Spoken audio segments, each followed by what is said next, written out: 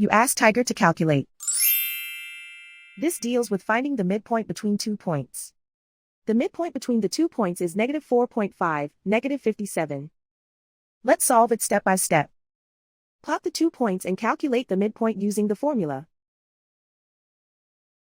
The coordinates of point 1 are, x1 equals -14, y1 equals -95.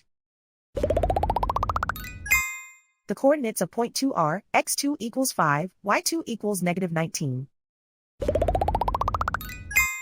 PM represents the midpoint of the 2 points.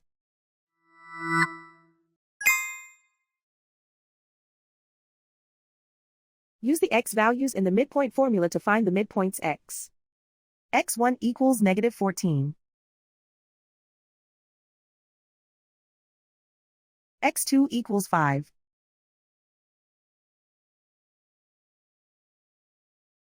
Simplify the arithmetic.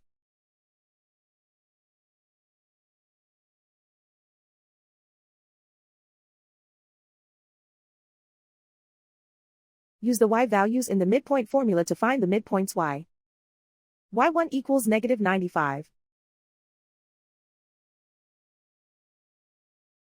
y2 equals -19. Simplify the arithmetic.